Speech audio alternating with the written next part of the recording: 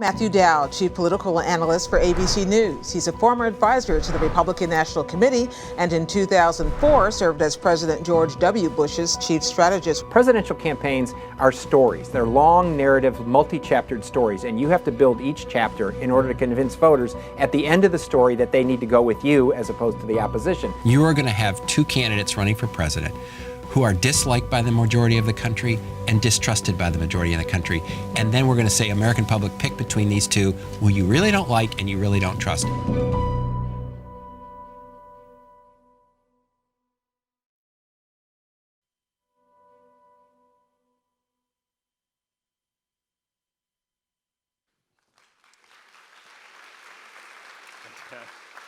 Good afternoon, everyone. My name is Mike Armini. I'm the Senior Vice President for External Affairs here at Northeastern. Just here to welcome you and introduce our main attraction. We are really psyched to have Matthew Dowd, as who you just saw, be our featured guest today. Matthew is a rare character in politics. He has both worked on both sides of the aisle and, in another way, both sides of the street. So he's worked for Democrats, Senator Lloyd Bentsen in Texas, later, as you saw, President Bush, Governor Schwarzenegger. But he's also worked as a senior strategist on the campaign side and then has made the migration over to the media side. He has emerged to be what he calls a vigorous independent, which frankly is a voice we need these days. He has also launched something new called listen2.us, which you should check out at the end of the day. It's a way for us to, in this somewhat toxic environment, put country above party, which we really need. So what we're going to do is Matthew's going to come out and talk a little bit about his view on the campaign. Then we're going to have Jonathan Kaufman, who is the director of our School of Journalism, come out, ask questions and interview Matthew, and then we'll open it up to all of you. So the last thing I'll say is talking about Matthew's objectivity and his independence. I was driving home last night and I called my mom.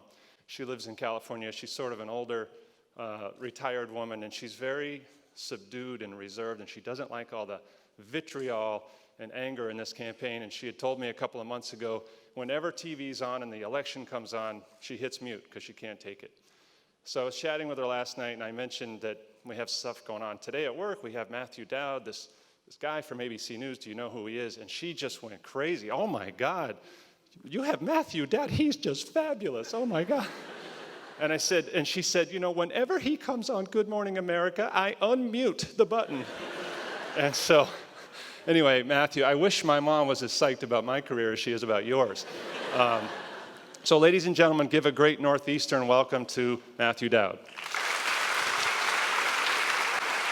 Thanks. Thanks a lot. Thanks, man.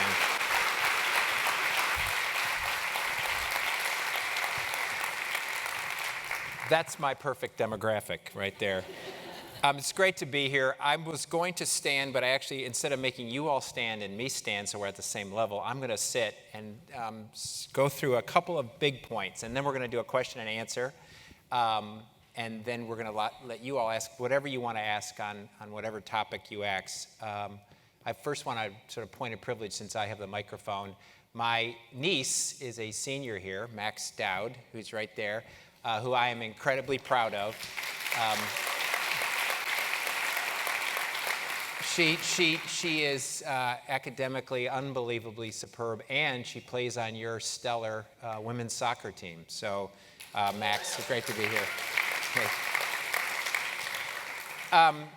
One of the things I think is important, and I think in our country right now, is what is the process we go to discover what the truth is. We all have biases and we all have prejudices. And I know you're in an academic environment. We constantly talk about the discovery of the truth and what it is and learning and education and all that. But one of the inherent things that we have to figure out is what are our biases, what are our prejudices, and then how do we get past them to find out what really is going on. And it's difficult.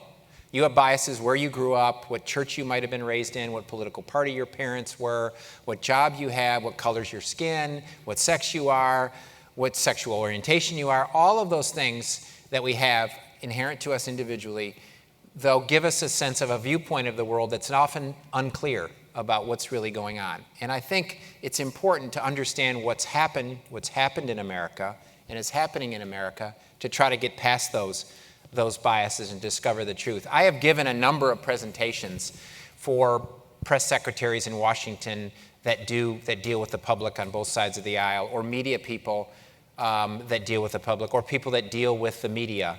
And I sometimes say there's 5 things to keep in mind whenever you're dealing with the public or talking or communicating with the media. Now, the first one I always say is, tell the truth, be honest. I'm always surprised about half the audience starts writing it down, which is like, okay, point 1, tell the truth, be honest. I think I can do that. What are the other? So I'm going to try to do that in this time. One of the problems we have in America today is that we have in parts of the country, in major parts of the country, we've become tribal. We've become very tribal in this country, and we've had a difficult time coming together and reaching consensus on what is in the common good for our country. There's a great historian, sort of sociologist, and some of you might have read Francis Fukuyama, and he's written a number of books. And one book he wrote on civilizations, and wrote it before now, wrote it years ago. And one of the things he talks about is why is it that some civilizations, some places in the world over our history, have democracies been established and worked, and other places, either they've never been established or democracies don't work. And one of the things he talks about is the idea, if you can't get past your tribe, then you can't have a democracy. But if you can get past your tribe and look to the common good, then you can actually have a democracy. The fear and concern that I have is that we have become so tribal that we've had a difficult time coming to the sense of the common good, and therefore we may be moving towards a broken democracy. And this is what I think a feeling a lot of people have, a concern a lot of folks have. And so the question is what do we do with that, and how does that affect this election? When we look at sort of the search for truth and what it is, the search for truth is not an accumulation of facts, right? Facts is important. Facts are important, and having a common sense of understanding of what is a common fact set is very important. One of the things we don't have today is that a common understanding of what the facts are. What's developed in this country is a situation where people pursue information to confirm their biases.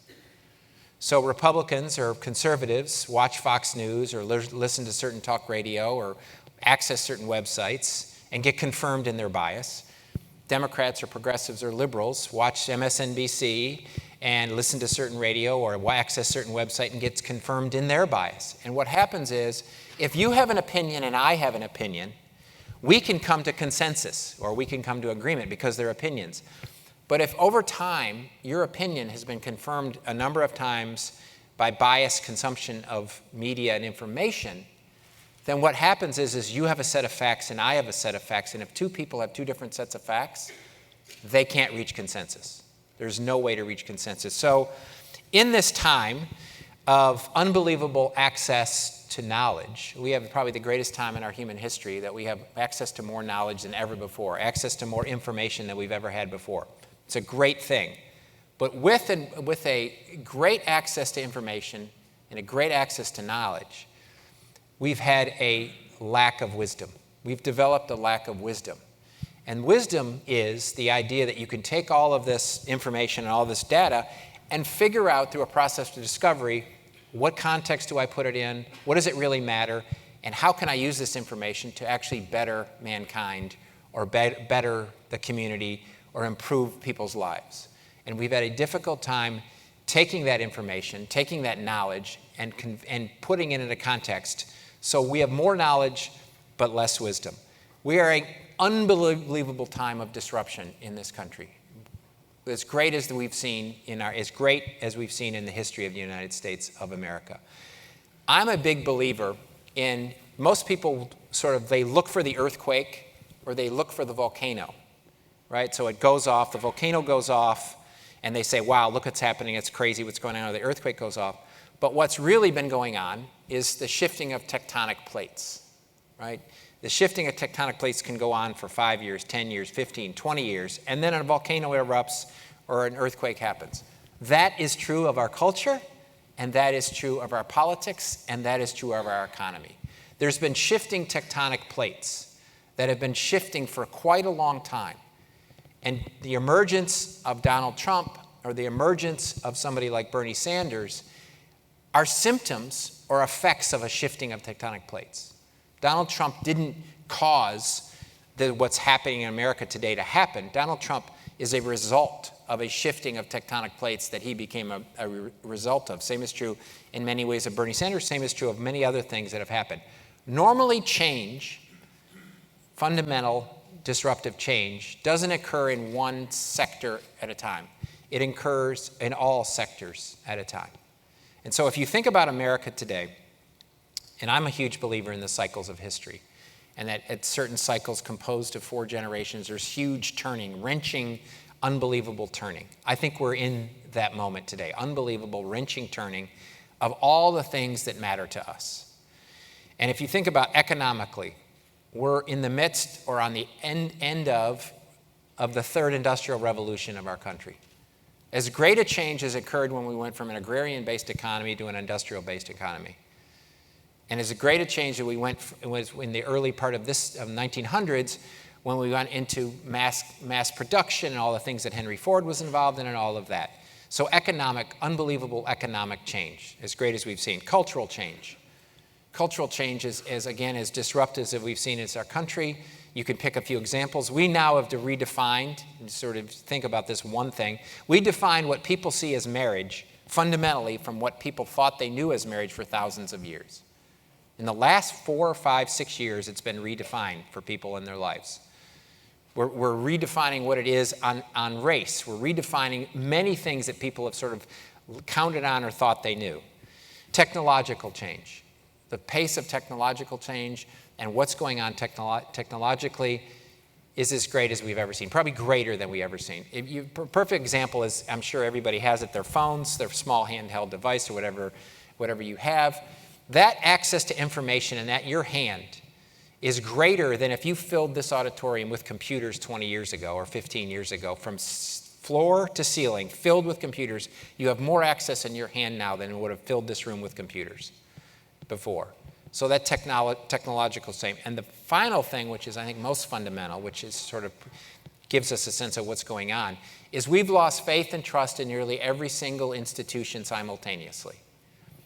We've lost faith and trust in our political institutions.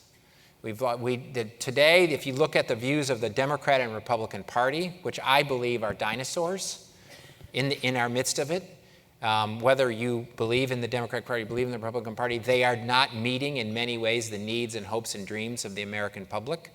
And they're viewed as low as they've ever been viewed in perceptions of the American public, which is unusual. Usually in our country is one party rises, the other falls, that one rises, the other falls. Today they're both low. They're both disliked and distrusted by the American public.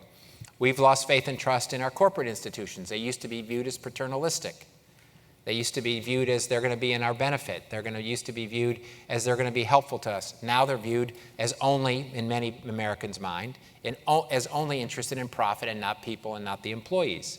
We're having questions surrounding whether the theory of capitalism and the practice of capitalism is actually working, if they're actually meeting each other.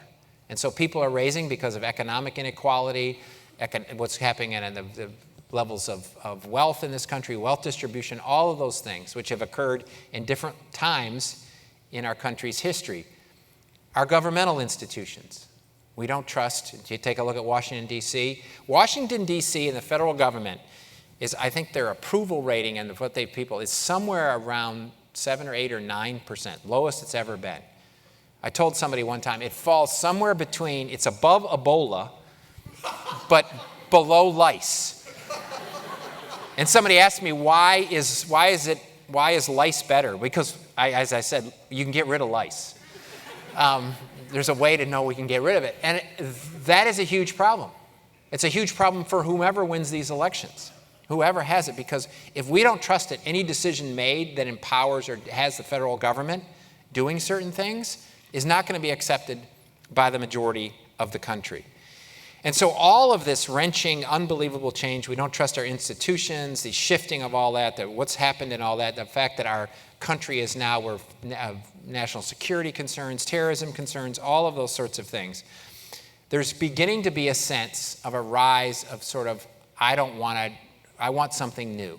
And to me, what's going to be an outcome of this election, which I'll talk about and agree, and it has occurred in this election, is a rise of people saying they don't belong to either political party, they don't work for them. And you saw it in this election, right? Bernie Sanders is an independent, though he caucuses with the Democrats. He's an independent United States 74-year-old senator from Vermont that won, I think, 22 states in the Democratic Party, was behind by 50 points, was outspent dramatically through most of it, and then he started raising small dollar contributions.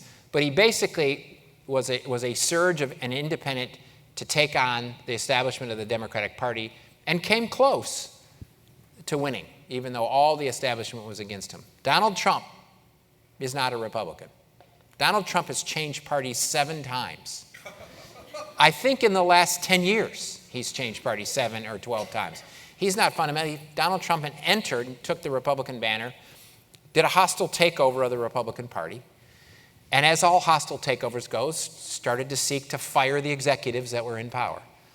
That's what's happened. So to me, if you have 2 dinosaurs in America today, the meteor has hit the planet, the political planet already. It just so happened the Republican dinosaur was closer to where the meteor hit. And this is not a moment when everything goes back to normal in the aftermath. The national entity of what we knew as the GOP is done. What we knew as now it has regional power, it has regional authority in various states and parts of the country, but as a national organizing entity, as what we have known before, as a party that people thought was supposedly driven by business or the Chamber of Commerce and all of that, is gone. I often laugh to people sort of say, wow, I can't believe this happened. What I say about this election is unprecedented but predictable. Because if you think about all the things I say, all the things I just said, and all these tectonic plates shifting and everything that's going on, and a dissatisfaction, and a large group of people in this country, the working class people in this country, have not seen a rise in their standard of living in 30 years. A rise in their standard of living in 30 years. If you can imagine what that does. They voted for Democrats. They voted for Republicans. They voted for Democrats. They voted for Republicans. And nothing changed. Nothing has changed for them. And so after years of that and a generation of that, and for the first time in our country's history, that group of voters, working class, middle class of this country, doesn't think their kids will be better off than them. And so that level of frustration then turns into anger, and then they look for an outlet of it, and then they land and figure out, how do I express that? And so, as I've said, Donald Trump and Bernie Sanders both didn't cause this. They were a reflection of this immense change in this. So I think we're going to have, and as I said, was said in the clip, this election is, I think, fairly predictable what is likely to happen on Election Day. But what is unpredictable is what happens the day after Election Day. What happens on November 8th is much more predictable than what happens on November 9th. Because regardless of the result, this isn't going away. This concern, this inability to come together, what I think will happen in the aftermath of this, which I think is very exciting, and I'm very actually hopeful about it, is a rise of an political entrepreneurial types that I think we need. People in this room, people that go to this university, people want a different way to solve problems. They want a different way to connect with their politics. And the fact now that the barriers to entry for those things, for social entrepreneurs to solve problems like housing or hunger or traffic even, all of those things that feel like they're unsolved, social entrepreneurs are rising and stepping forward in Boston and in Austin, where I'm from, in Des Moines and Detroit, in Los Angeles. They're rising to figure out the problems because they don't think the institutions are meeting. It's an exciting time. And the barriers to entry are now lower. The gatekeeper quality of the 2 major parties is dwindled drastically. You saw it in this election. If they were gatekeepers, they would have been able to sort of keep things exactly the way they wanted. They weren't. And counterintuitive, the influence of money and the power of money is less than it's ever been in my lifetime. Because you today, because of technology, 15 years ago to communicate with 500,000 people or 100,000 people or 1 million people would cost you millions and millions of dollars. You can basically do it for free from your dorm room or your apartment by hitting the click of a button and accessing social media or sending out some information to folks. And so those barriers to entry, money and gatekeeper quality of political parties, is now vastly weaker. To me, the two places in our society that have not felt the innovative change that is needed are our politics and our governance. Those are the last places. We've broke through various industries. We broke through the hotel industry with Airbnb and other things. We broke through the taxi industry with Lyft or Uber. We've broke through all of these industries with innovative changes. We broke through various how to shop with Amazon and eBay and all of those sorts of things. But governance and politics is waiting for entrepreneurs to come. And to me, and we'll take questions in a second on anything you all want to think, to me, the people that sort of should give us a signal of where we need to go are our founding fathers and our founding mothers of this country. They are the ultimate entrepreneurs, or were the ultimate entrepreneurs in the country. If you think about it, they had a startup, and it was a country. They started a country from nothing, basically. And these were mostly people of wealth and position. They were doing fine. They were very well-to-do in the British Empire. They had everything. They had landed interests. They had all they needed. They had positions of power and all that. But they basically decided that the country, the entity, the British Empire, was not serving the interests of the country as a whole and the people as a whole. So they put their wealth and their life on the line and started something new, which was a country, this great experiment. The interesting thing about them is, if you read the Constitution and read the Declaration of Independence, there is not a single mention of political party in either document. There's not a single mention of Democrat or Republican in either document. And so this idea that this is the way it is, this is the way it's always been, this is the way it always will, and this is how we're going to be, is false in my mind. There are difficult times, the way things are set up, to break through that. But there are going to be people across this country, guarantee, in the aftermath of this election, who are so dissatisfied with the choice. The idea for the first time in American history, that we are choosing between two people that are disliked and distrusted by a majority of the country is going to cause great disruption in the aftermath of it. The idea that people feel like they have to make that choice and that's the only choice. Now there's third-party candidates that are running, and some will do reasonably well. But it's basically we've been positioned to say this is a binary choice and this is the way you have to choose. As I say, I think it's exciting. People in Washington, D.C. and presidents fundamentally aren't leaders. They're followers. And who do they follow? They follow us, right? The best presidents and the best leaders in the country figure out where the country wants to go and needs to go and gets 1/2 step above them, in front of them. 1/2 step in front of them. Those are the best leaders that we've had. They figure it out and they step up 1/2 step. FDR did it, JFK did it, Ronald Reagan did it in his time. They figure out where the country wants to move and they get 1/2 step. So it's up to us. And I know we have a presidential election. It's 18 days. It's 472 hours or whatever the thing is. Trust me, we're all counting. We're all counting down on this. But it's really exciting for us. Anybody that has an entrepreneurial bone in their body, anybody that actually wants to be a part of that change, anybody that wants to do something to solve a problem in America today, is you don't have to wait. And the only thing I would encourage you to, and was mentioned was, I started my own thing. I started this thing called Listen2.us, and the whole point of that is people that are independent-minded want to come together as a community and figure out how do we put country over party, and how do we move past this? How do we solve the problems that a majority of the country agree on? That's what's amazing about this. A majority of the country agree to these things, but it's not happening. On any different issue, cultural issues, economic issues, or whatever it happens to be. So it's great to be here with you all. Thank you.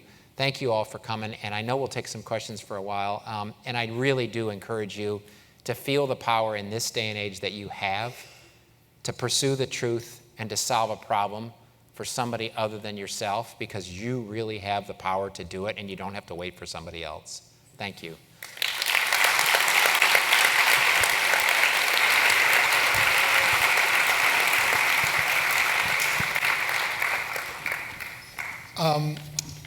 So before we get to the audience questions, we have social media questions as well.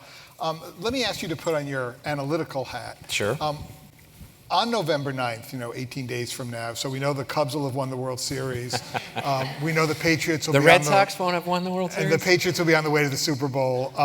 But what concretely do you think that, not so much, well, Trump's voters and, presumably President Hillary Clinton, what will those people look like? I mean, what do you expect, that will look like for the country? So I'm going to answer your first thing. Odds are definitely that the odds are very favorable to her. Just in a number of factors, I'll just go that she'll be the next president of the United States. No person has ever come back from being down where Donald Trump is today. He doesn't seem to be running a campaign that is appealing to more than 40 or 41 or 42% of the country. Doesn't seem to be actually running a campaign that appeals. He's going to get 50 or 55 million votes. But the odds on, look at the states, looking at the data, that she will win election. She will win election, and sort of set up to your question, she'll win election with, in all likelihood, less than 50% of the vote, and she'll win election where half of her voters won't have voted for her. They'll have voted against Donald Trump. That's a difficult problem for a leader to face. And so I think Hillary Clinton, and then so add to it also, the United States Senate will be split. I don't know today, there's a few seats, but it could easily be Democratic by 2 seats or Republican by 2 seats, but it'll be very split. The U.S. House will likely be Republican, but close to even. If the Republicans do have a majority, it will be close to even. So it sets it up for an incredibly dysfunctional environment in the aftermath of this election. And I think even when Donald Trump is likely to be defeated, Trumpism, let's call it, Trumpism isn't going away. As I say, he will get 50 to 55 million votes even in a loss if he loses in this race. And those voters are not going to be satisfied on their level of frustration and anger and what they're faced with. And so Hillary Clinton, I think at that point in time, has a choice to make. And I'm hoping that she will make a choice to put country over party and govern very differently than what many people expect her to govern. This is not, every time I say that to somebody, it's like, oh, you just want her to be a Republican and Senator thing. I'm not a Republican and I'm not a Democrat, but I do want her to govern the country that is 330 million Americans and that are a plurality of independents and more Democrat than Republican, but a huge element of Republicans today, but people sort of unrooted to a lot of their political systems. And I think the question becomes as the first woman president, which will be an historical moment, can she be a transformative leader at the time? And I don't know the answer if to that. Or will she, I said this, I had a meeting, President Obama, who I met before he ran, and I voted for actually President Obama in 2008, and I met him a couple years before he ran. He called me up to meet with him after he lost the midterm elections, and to meet with him in the Oval Office, just he and I. And his staff didn't really know anything about it. The staff, some of the staff that I knew, I'm friends with David Axelrod and those folks. He did it on his own. And so we sat down in the Oval Office together, just the two of us, and had a conversation, an hour and 15-minute conversation. And we went through a number of things. He wanted my advice. And the thing that I told him is that what needs to happen in America is that the means of governing have to be fixed before you concentrate on the ends of governing. Because just pursuing policy goals will not be accepted by a majority of the country if they don't believe the means of the way it happened have been fixed, that the means of governance, that disparate voices were welcomed in the room to make arguments, that all opinions were considered, that people across America from every demographic group and geographic group and thought process were welcomed into the process and were considered, and policy was formed in the aftermath of our process. And I think Barack Obama made some selective attempts, the president made some selective attempts on it, but I don't think made a concerted effort, I think, to really fix that. And I don't forgive the Republicans for the things they did in the course and blocking him along the way, but I think a president has a unique authority to do that. And so I think if Hillary Clinton wants to be an historic, transformational president, she's going to have to figure out how to fix the means of governing before she concentrate on the policy goals that she enunciated in the campaign. So concretely, what shape would that, I mean, if Hillary called you in, what would you advise her? Would it be an appointment? Would it be a speech? Would it be a 100 days agenda? What would that look like? So I'm a believer that nobody is going to believe people's speeches anymore, right? That they just don't, they're going to want to see action. Gandhi's got this great quote that I love. And he talks about basically the process to happiness or joy, but I think it's fundamentally about integrity or fundamentally about leadership, which is, his quote is when what you think and what you say and what you do is in alignment. And so I think she needs to figure out what she needs to do, not give another speech that people roll their eyes and say, oh, she's just saying it. She has to do, and she has to demonstrate it. The concrete things that I would say to do is, first, her staff. She can't sort of say, I'm going to put this person on the cabinet, this person, and the staff be sort of the traditional team that she has had around her on her campaign, and that's what it's going to be. The staff at the White House is a very important signal, because the staff at the White House controls sort of what comes in, what goes out, and really even in cabinet positions, what they are allowed to say or how they are allowed to communicate. And the cabinet positions, even independents or Republicans, take a signal from the staff. So who her staff is. I think if she wanted to be transformative, she needs to bring in a whole new staff that has a willingness to sort of look outside partisan game and partisan play and sort of achieve what I've said before, which is how do you find and encourage disparate voices in the course of this. So that's one. Two is, if I were the President of the United States, the President of the United States has an office at the Capitol. Most people don't know that. They have a nice office at the Capitol. They never use it. They're never there. They may stand in there before they give a big speech, and they stand in it or whatever. I would make use of that office at the Capitol. I would not wait for people to come to the White House and sit there in a meeting in the White House. I would actually, if I were the President of the United States and if I were Hillary Clinton, I would go to the Capitol and have office hours at the Capitol. And I would say, I'm welcome, and I encourage anybody from the Republican side or the Democratic side or anybody that has good ideas, this is what I'm going to do, and I'm going to be here, and I want welcome your ideas. And it's not come kiss the ring, I'm the President of the United States. It is, I'm going to come to your building because the country needs this, the country hungers for this, the country wants this. And so things like that, a better use of Camp David, a better use of Air Force One. The social power of the presidency is incredible. It's been underutilized for the last two presidents. It's been underutilized to build bridges.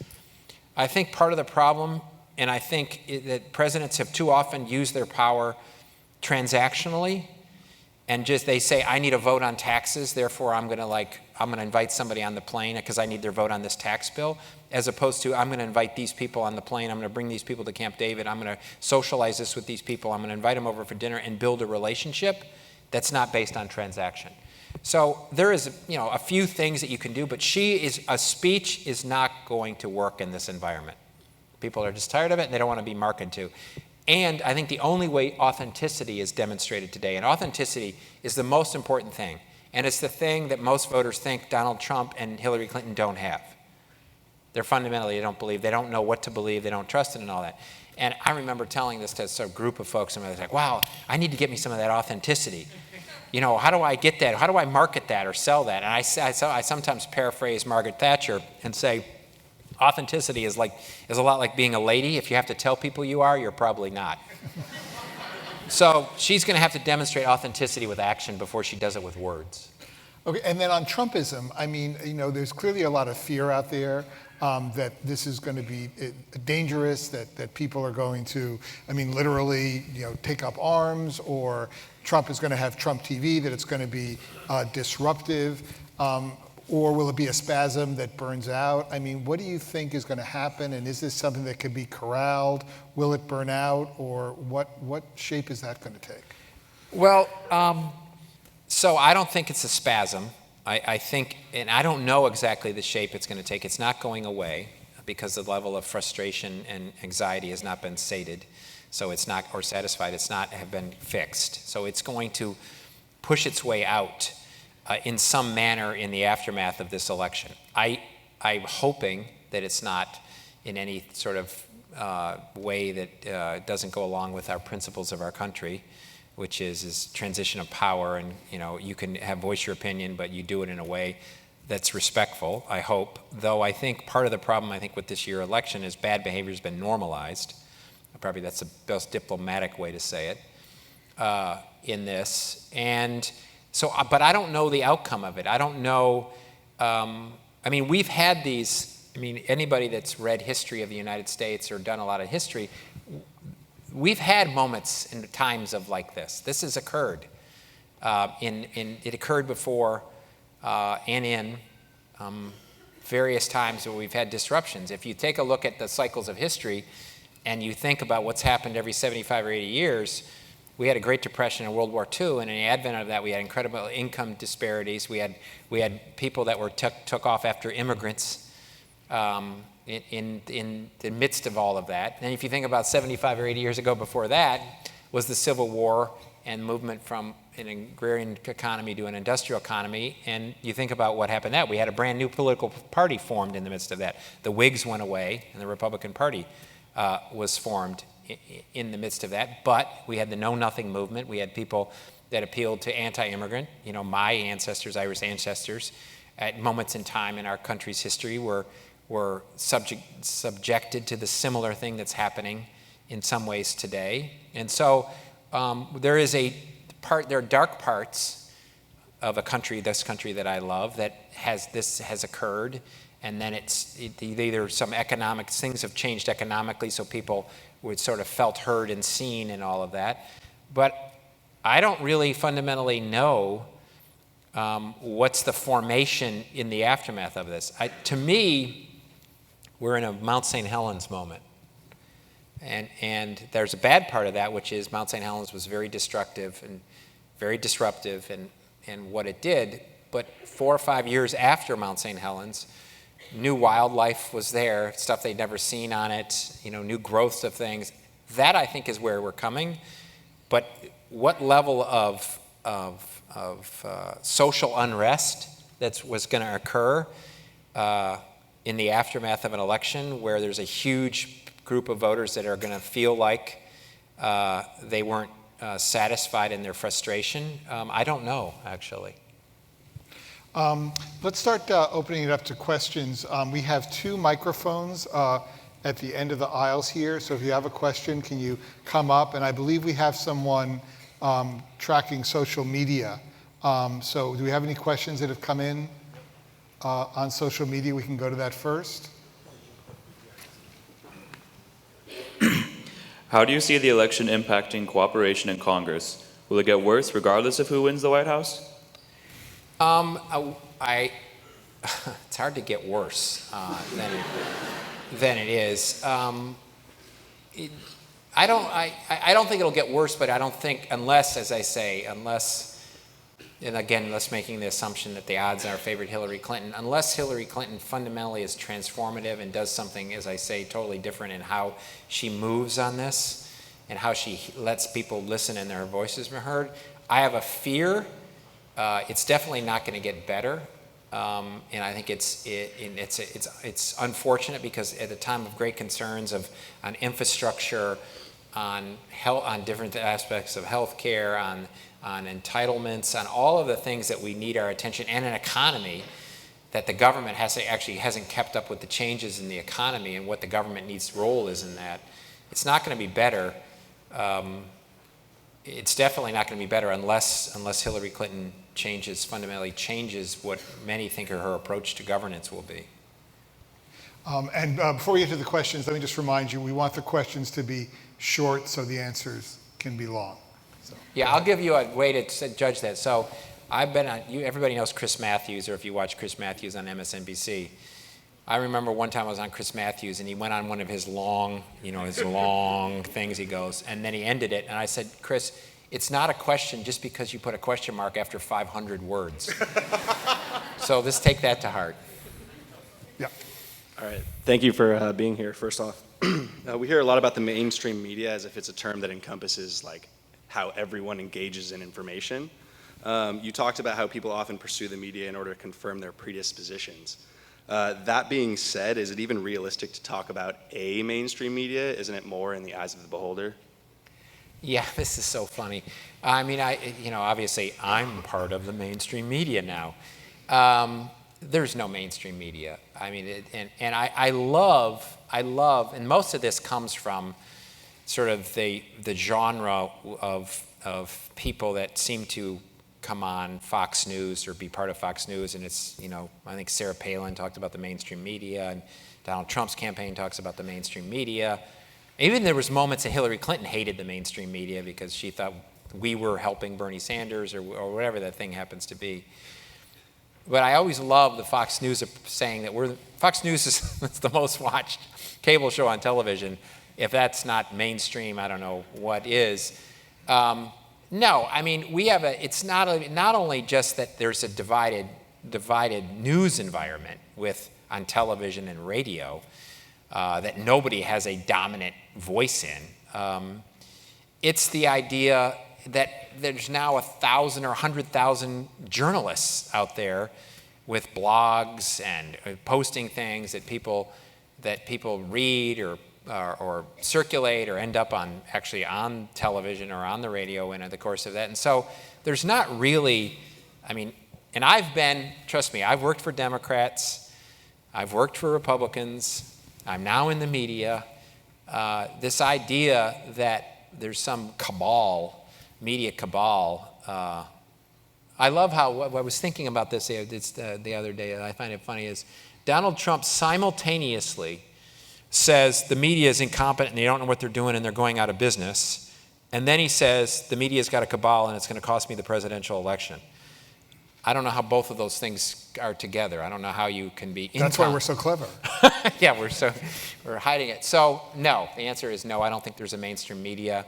I think there's a real need for people, as I said at the beginning of this, for real need for journalists and people and analysts and people to try to give people a context for all of this information and stuff they're hearing in as close as they can to an unbiased or unprejudiced way. I think there's a real need for that, because the more we as individuals consume information that confirms our bias, the worse this is going to get. So I gave you a thing at the beginning about encouraging you to sort of feel the power that you have in this environment to sort of create change.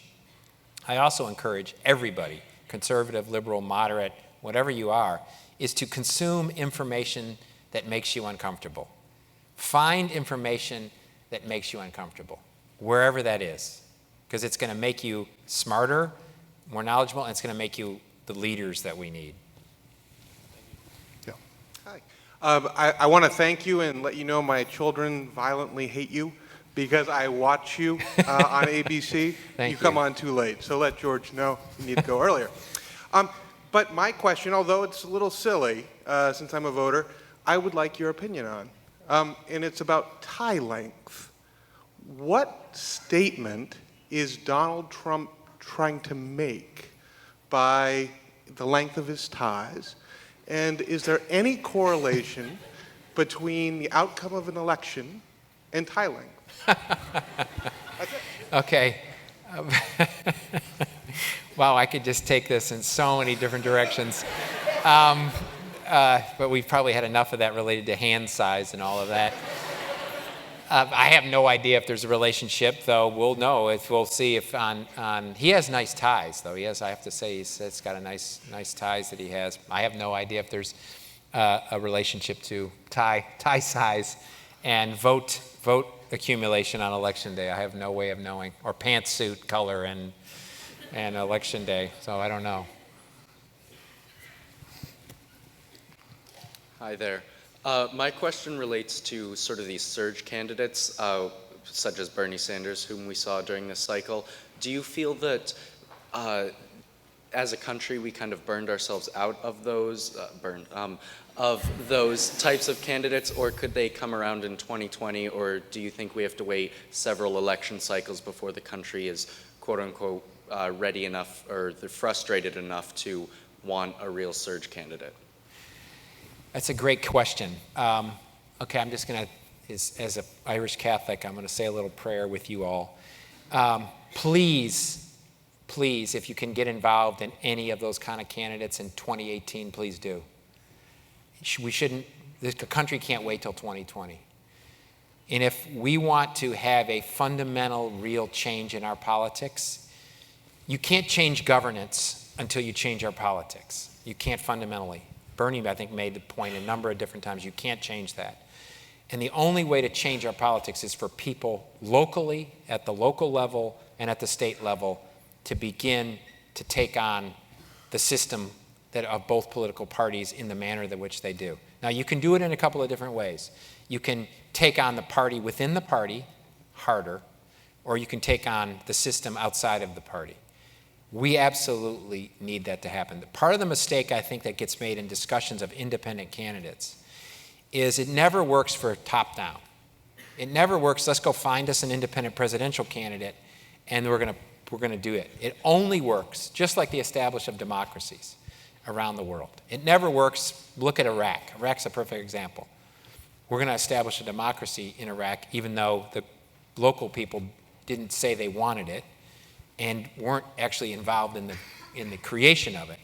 And so I just say a prayer that we as a country and we as this people in this room will not wait, and people, you will either help, push, or run for office in some way locally at the state level and do something to keep that, and so it doesn't fade or doesn't reemerge as some top-down thing in 2020, that we build it locally and at the state level, because if you want Washington to change, the only way to change Washington is if we change Boston, and then Massachusetts changes, and then the country changes, and that's how change occurs across the country. Social media, do we have another question? You're very popular. Scott Poisse says, I like this guy. Andy Brown asks, what will it take to get big money out of politics, and will that make a major difference in our politics? Well, as I said, I think money matters less. I'm a huge believer in, money is an interesting thing. Every time there's a rule passed, it's like whack-a-mole, right? You whack one mole and then it pops up somewhere else, right? So if you look at the history of campaign finance reform, the campaign finance reform that was done after Richard Nixon and all the stuff that went on around that, then we thought we handled it, and then PACs popped up, right? And then we sort of thought we handled PACs, and then, outside independent expenditure, super PACs or whatever pop up in all of this. And so it's always going to find some level, though, as I said, I think if we keep saying we can't do this because of money in politics, I think we can do this. Bernie Sanders is, to me, is a perfect, Bernie Sanders was faced with, against a candidate in his primary, of a candidate that had all the big money and all of the money in that. Bernie Sanders ended up raising, whoever has the final number, $180 million, whatever the number was. What's the average contribution? $27, whatever we heard over and over again. So I think it matters less, but I think that you can't change the effect of lobbyists, which I think we really fundamentally do need to change, the effect of lobbyists and the money as an effect in Washington. But I don't think you're going to be able to do that by going to Washington and passing a law. You're going to have to elect people that aren't tied to it, and then they'll be able to fix the problem. I also think, this is somewhat related, we need to get back to the time when people served in office, they had a job, then they served in office for a period of time, and then they went back to their job, of sort of citizen legislators, that they saw it as a calling and as a mission because they believed in our country, or they believed in the state, or they believed in their community. They served their time, and then they went back in their life and all of that. And that they didn't associate in all of that sort of thing with everybody associates with themselves and all the money interests that are involved in that.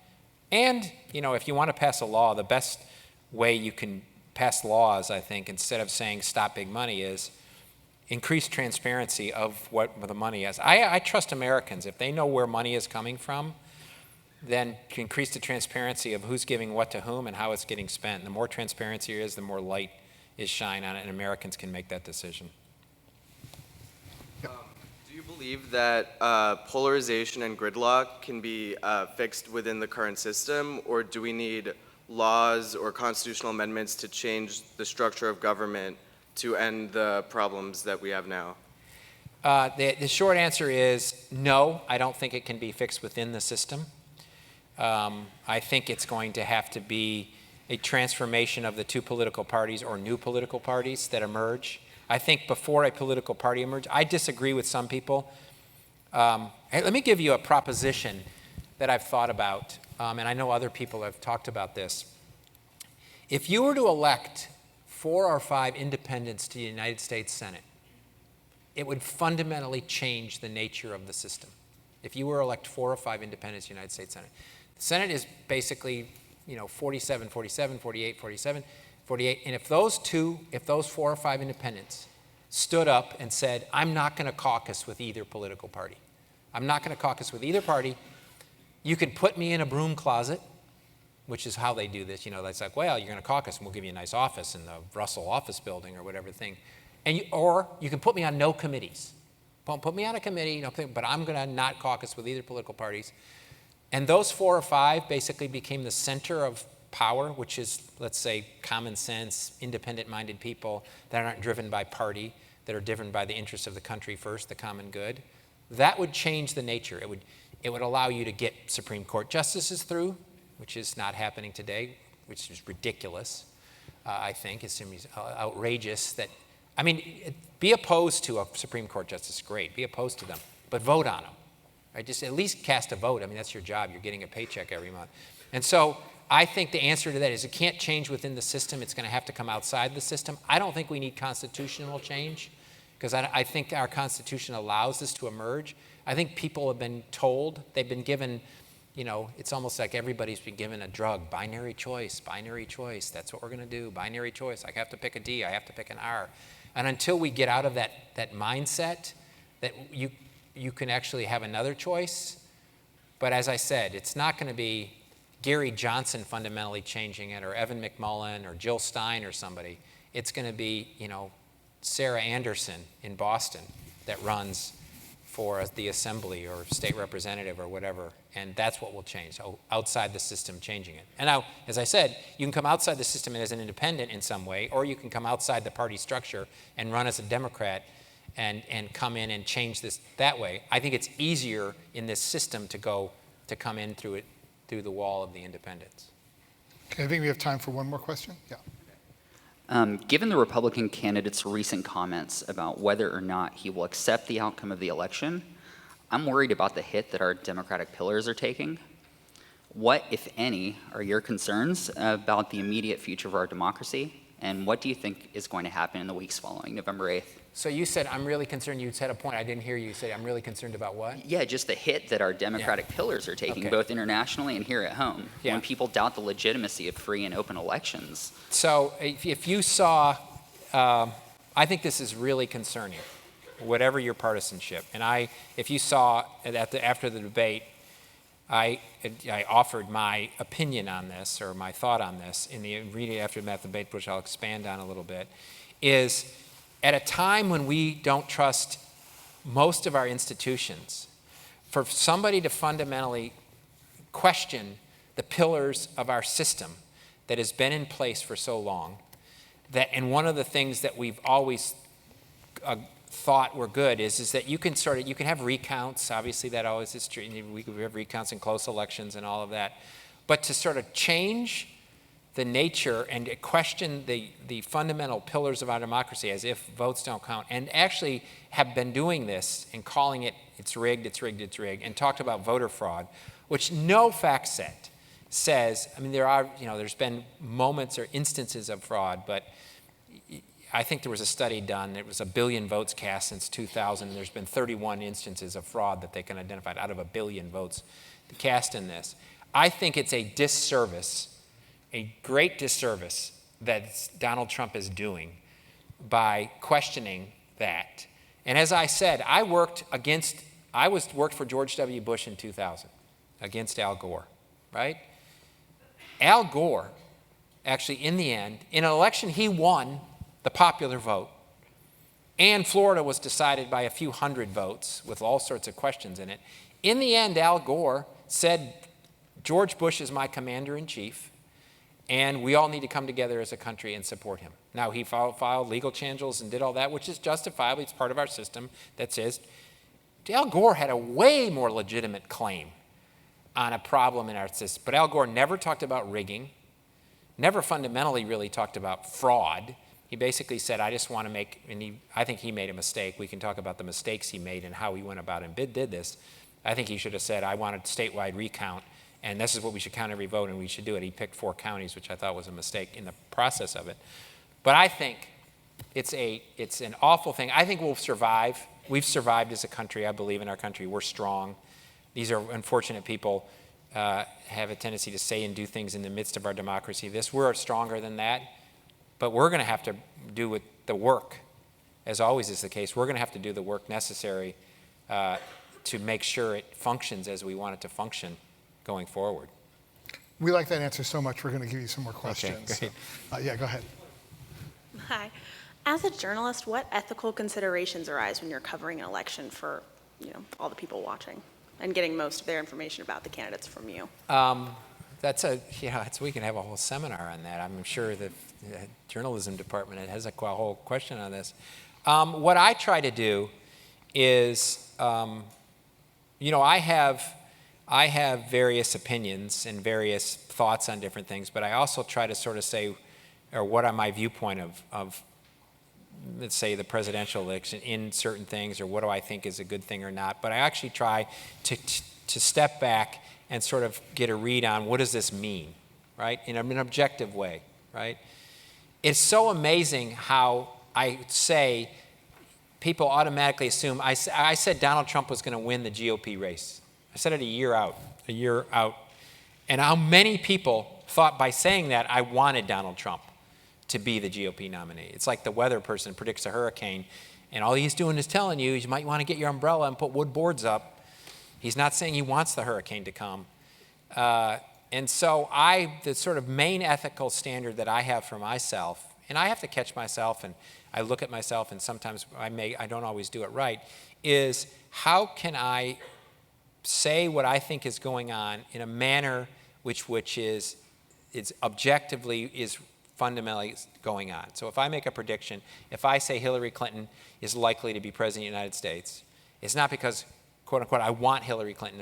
It's because I look at data, look at polls, look at the country, look where they're, and that's what it tells me. So the ethics for me is about getting past my own biases as best I can and trying to tell the listeners or the viewers what I think is really going on and what does it mean. One more from social media. Okay, this is it, social media. Sorry, folks, standing up. At Stevie on Twitter asks, why do you think the topic of climate change has been avoided in the presidential debates? Why do I actually think that's a really good question because, I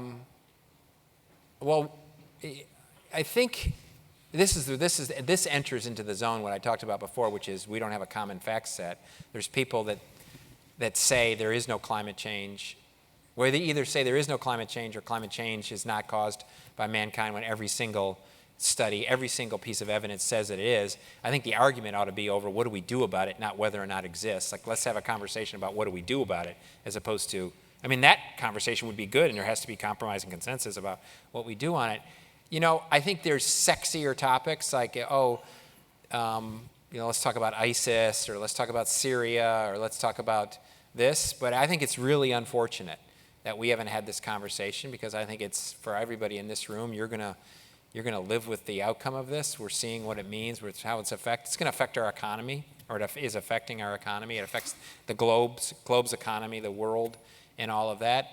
I think it's not part of the insult fest that is, and accusatory thing that there is, but I was just very disappointed that in the 4 debates that we had, 3 presidential and 1 vice presidential, we really didn't have any conversation about it. And I think that's unfortunate, but I think it doesn't sometimes lend itself to what some people want, which is a food fight, unfortunately. Okay, well, thank you so much. Thank you all. Great. Thanks, man. And while we believe that, you need to be unbiased when you're out cheering your Nissan, we want to make sure your loyalties are quite clear. Say, I got it. She's got a game tonight, so there's a big game tonight at Parsons Field, right, Max? Thank you. Thanks, man. Thanks very much. Thanks. It's great. Thanks a lot. Appreciate It's it. great. Thank you.